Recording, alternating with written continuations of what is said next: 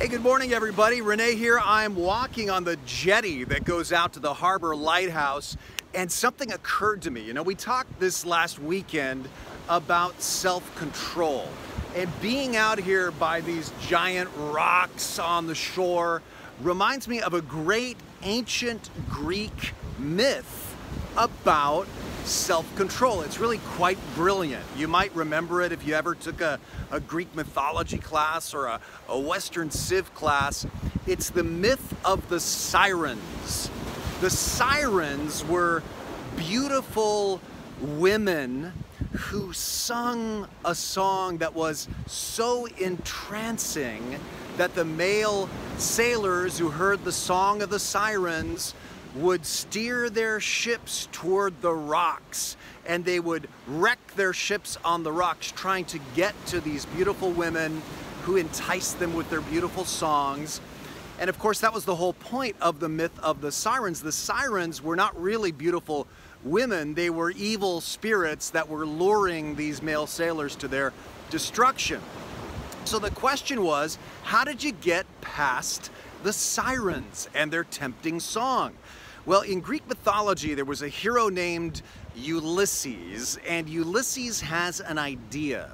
He wants to see the sirens and hear the siren song, but survive. And so he gets a sailing crew and he pours wax in all of their ears so that none of these sailors can hear the siren song, so they're immune. And then Ulysses has them tie him with ropes to the mast of his ship. And they sail past the sirens, and Ulysses goes crazy. He hears the siren song and he screams at his crew, "You gotta get me out of these ropes. I've gotta get to the sirens."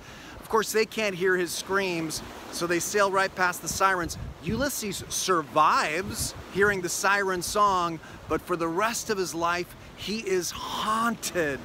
And all he wants to do is to get back to the sirens. The ropes did their job, but they didn't change the fact that the temptation continued to haunt him till the day he died. So that's Ulysses' way of trying to get past the sirens. But then there was another Greek hero named Orpheus. And Orpheus had been gifted by the gods in Greek mythology with the ability to make amazing music. Orpheus is the best musician on the planet. And so Orpheus has another idea about how to get past the sirens and their tempting song. Orpheus knows he is such a good musician that he is going to just stay on the deck of the ship and he is going to play a better song than the siren song. And he knows his music is so good that the sailors on the ship are going to hear the song of the sirens, but then they're going to hear Orpheus's music and they're going to be drawn to the better song. And that is how Orpheus and his sailors survive sailing past the sirens. Instead of getting bound with ropes, they simply hear a better song. Well, when it comes to self-control, you can try Ulysses' way or Orpheus's way. And Ulysses' way is really the way of legalism.